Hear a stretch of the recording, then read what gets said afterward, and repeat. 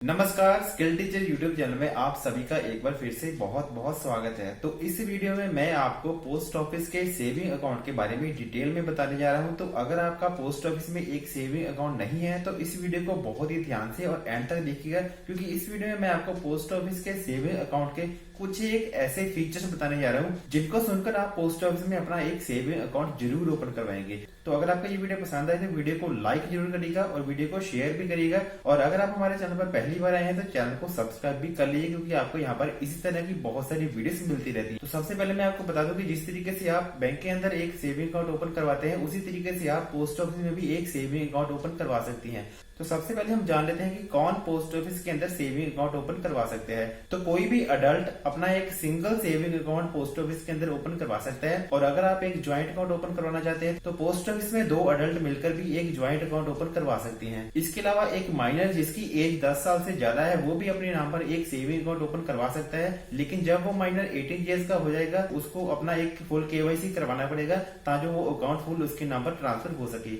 इसके अलावा अगर कोई माइनर जिसकी एज 10 साल से कम है वो भी एक सेविंग अकाउंट ओपन करवाना चाहता है तो उसका गार्डियन उस माइनर के बिहाफ पर एक सेविंग अकाउंट ओपन करवा सकता है। इसके अलावा अगर आपने पोस्ट ऑफिस में एक ज्वाइंट अकाउंट ओपन करवाया हुआ है और किसी वजह से जो 2 ज्वाइंट अकाउंट खुल रहे हैं उनमें से किसी एक व्यक्ति की डेथ हो जाती है तो जो जीवित व्यक्ति है उसके नाम पर जो सेविंग अकाउंट है वो शिफ्ट हो जाएगा, लेकिन जो जीवित व्यक्ति है अगर उसके नाम पर पहले से ही एक सिंगल सेविंग अकाउंट है तो वो जो ज्वाइंट अकाउंट है वो बंद करना पड़ेगा। इसके अलावा आपको पोस्ट ऑफिस के सेविंग अकाउंट के अंदर नॉमिनेशन की फैसिलिटी भी मिल जाती है, जो कि आपको पोस्ट ऑफिस के अंदर सेविंग अकाउंट जब आप ओपन करवाएंगे तो आपको फॉर्म फिल करते टाइम ही आपको एक नॉमिनेशन भी वहां पर फिल करना पड़ेगा। तो अब दोस्तों बात करते हैं कि आप पोस्ट ऑफिस का जो सेविंग अकाउंट है वो कहाँ पर खुलवा सकते हैं। तो अगर आप किसी विलेज में रहते हैं तो आपके विलेज में अगर पोस्ट ऑफिस की एक छोटी ब्रांच है तो आप वहां पर भी अपना एक सेविंग अकाउंट ओपन करवा सकते हैं। ये जरूरी नहीं है कि आपने पोस्ट ऑफिस के किसी बड़ी ब्रांच में जाकर ही आप अपना सेविंग अकाउंट ओपन करवा सकते हैं। आप पोस्ट ऑफिस की विलेज लेवल पर जो एक छोटी ब्रांच होती है वहां पर भी अपना एक सेविंग अकाउंट ओपन करवा सकते हैं। तो अब बात करते हैं कि इसकी जो डिपॉजिट और विथड्रॉल लिमिट है वो क्या है। तो सबसे पहले मैं आपको बता दूं कि पोस्ट ऑफिस के अंदर अगर आप एक सेविंग अकाउंट ओपन करवाना चाहते हैं तो आपको 500 रुपीज का मिनिमम बैलेंस वहां पर अपने अकाउंट के अंदर रखना पड़ेगा। अगर आपका जो बैलेंस है वो 500 रुपए से कम हो गया तो हर फाइनेंशियल ईयर के एंड में आपको 100 रुपीज का फाइन देना पड़ेगा। तो अगर आपका ये जो फाइन करते करते बैलेंस जो 0 हो गया तो 3 साल के बाद आपका जो अकाउंट है वो बंद कर दिया जाएगा, वो क्लोज कर दिया जाएगा। इसके अलावा इसके अंदर कोई भी डिपॉजिट या फिर विड्रॉल की लिमिट नहीं है, किसी भी तरह की कोई विड्रॉल या फिर डिपॉजिट के चार्जेस नहीं है। और आप जो भी अमाउंट डिपॉजिट या फिर विड्रॉ करेंगे उसके अंदर आपको एक मैसेज मिल जाएगा और उस मैसेज के किसी भी तरह के कोई आपको चार्जेस नहीं देने हैं।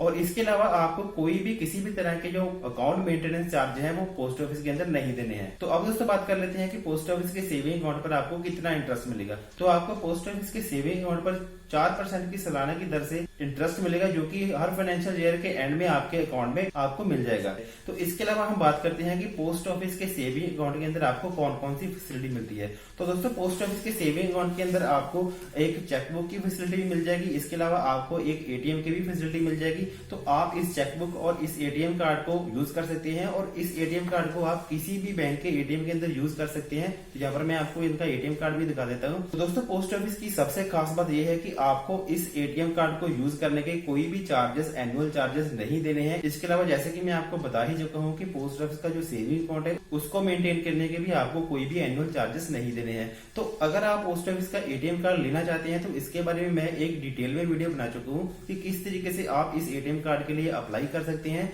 और आपको जो वेलकम किट मिलेगी उसको आप किस तरीके से यूज कर सकते हैं। इसके अलावा अगर आप पोस्ट ऑफिस की चेकबुक को अप्लाई करना चाहते हैं और चेकबुक को यूज करना चाहते हैं तो उसके बारे में भी मैं डिटेल में वीडियो बना चुका हूँ। उन सभी वीडियोस का लिंक मैं इस वीडियो की डिस्क्रिप्शन में दे चुका हूँ, तो आप उन वीडियोस को भी जरूर देखिएगा। इसके अलावा आपको पोस्ट ऑफिस के सेविंग अकाउंट पर आपको इंटरनेट बैंकिंग, मोबाइल बैंकिंग और SMS बैंकिंग की फैसिलिटी भी मिल जाती है। तो इन सभी के बारे में अगर आप सीखना चाहते हैं, मान लीजिए आप इंटरनेट बैंकिंग के बारे में सीखना चाहते हैं और आप मोबाइल बैंकिंग के बारे में सीखना चाहते हैं या फिर आप SMS बैंकिंग के बारे में सीखना चाहते हैं, तो इन सभी की वीडियोस भी मैं बना चुका हूँ। आपको वो सारी की सारी वीडियोस हमारे चैनल पर मिल जाएगी, तो आप हमारे चैनल पर विजिट कीजिए। इसके अलावा वो सारी की सारी वीडियोस जो है उनका लिंक मैं इस वीडियो की डिस्क्रिप्शन में भी दे चुका हूँ। और इसके अलावा एक और खास बात है पोस्ट ऑफिस के सेविंग अकाउंट की कि अगर आप पोस्ट ऑफिस के अंदर एक सेविंग अकाउंट ओपन करवाते हैं और उसके साथ आप इंडिया पोस्ट पेमेंट बैंक में भी अपना एक अकाउंट ओपन करवाते हैं, तो आप अपने इंडिया पोस्ट पेमेंट बैंक को अपने पोस्ट ऑफिस के सेविंग अकाउंट के साथ लिंक करवा सकते हैं। इसका सबसे बड़ा फायदा तो ये है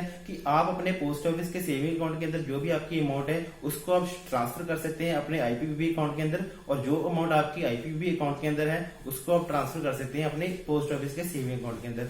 इसका दूसरा बड़ा फायदा ये होगा कि जो आपका इंडिया पोस्ट पेमेंट बैंक का सेविंग अकाउंट है उसके अंदर आपकी जो मैक्सिमम बैलेंस की लिमिट है वो है 1 लाख रुपए। तो अगर आप इंडिया पोस्ट पेमेंट बैंक के सेविंग अकाउंट के अंदर 1 लाख रुपए से ज्यादा की अमाउंट ट्रांसफर करते हैं तो 1 लाख रुपए के ऊपर की जितनी भी अमाउंट होगी वो ऑटोमेटिकली आपके जो पोस्ट ऑफिस का सेविंग अकाउंट है उसके अंदर ट्रांसफर हो जाएगी। तो अगर आपका पोस्ट ऑफिस में एक सेविंग अकाउंट है तो आपको उसको अपने आईपीपीबी अकाउंट के साथ जरूर लिंक करवा लेना चाहिए। तो पोस्ट ऑफिस के अंदर आपको एक सेविंग अकाउंट ओपन करवाने के लिए इस तरह का एक फॉर्म मिल जाता है। चलिए इसको जूम कर देख लेते हैं। तो सबसे पहले यहाँ पर आप देख सकते हैं कि इस फॉर्म का ये वाला जो पार्ट है ये पोस्ट ऑफिस द्वारा ही फिल किया जाएगा। तो यहाँ पर कुछ एक इंस्ट्रक्शन दी गई है कि आपने जो भी फैसिलिटी लेनी है उसके आगे आप टिक मार्क का सिंबल लगा दीजिएगा, और सारा का सारा ये जो फॉर्म है ये आपने कैपिटल लेटर में फिल करना है। इसके अलावा जो भी डॉक्यूमेंट आपसे कहे गए हैं वो आपने सेल्फ अटेस्टेड डॉक्यूमेंट यहाँ पर सबमिट करवाने हैं इस फॉर्म के साथ। तो सबसे पहले सीख लेते हैं कि इस फॉर्म को आप किस तरीके से फिल कर सकते हैं।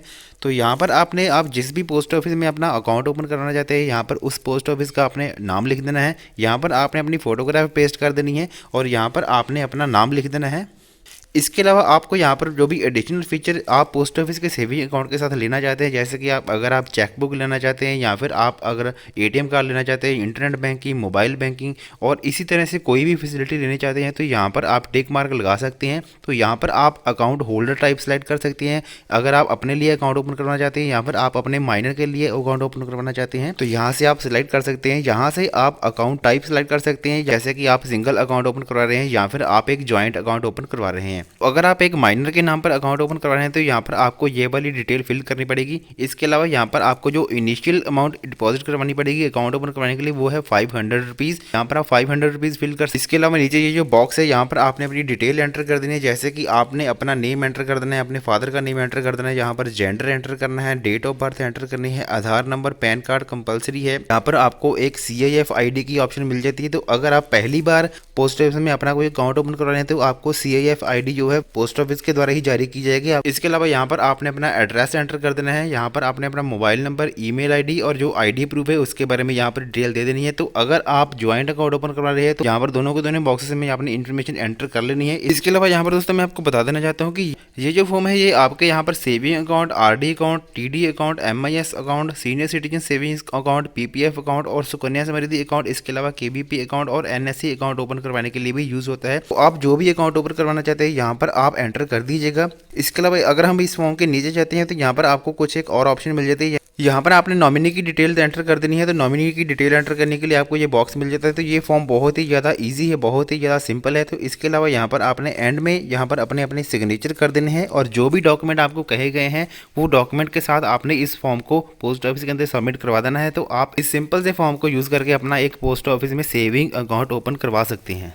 तो दोस्तों ये तो थी पोस्ट ऑफिस के सेविंग अकाउंट की कुछ एक खास बात है। जैसे कि आपने जान ही लिया है कि अगर आप पोस्ट ऑफिस में एक सेविंग अकाउंट ओपन करवाते हैं तो आपको एटीएम कार्ड की फैसिलिटी मिलती है, आपको चेकबुक की फैसिलिटी मिलती है, आपको इंटरनेट बैंकिंग की फैसिलिटी मिलती है, इसके अलावा मोबाइल बैंकिंग की फैसिलिटी मिलती है। और इन सभी फैसिलिटीज को यूज करने के लिए आपको कोई भी एक्स्ट्रा चार्जेस नहीं देने हैं। सिर्फ और सिर्फ जो फाइन लगेगा वो इसी बात का फाइन लगेगा कि अगर आपने अपने सेविंग अकाउंट के अंदर 500 रुपए का मिनिमम बैलेंस मेंटेन नहीं किया तभी आपको उस फाइनेंशियल ईयर के एंड में जाकर 100 रुपीज का एक फाइन देना पड़ेगा। इसके अलावा किसी भी तरह की कोई डिपॉजिट या फिर विड्रॉल की कोई लिमिट नहीं है। तो कुल मिलाकर देखा जाए तो आपको पोस्ट ऑफिस के अंदर एक सेविंग अकाउंट ओपन कराने का बहुत सारे फायदे होने वाले हैं।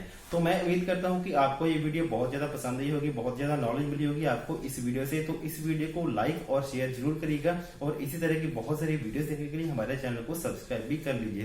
तो इस वीडियो में इतना ही, मिलते हैं किसी नई वीडियो के साथ। तब तक के लिए नमस्कार, जय हिंद।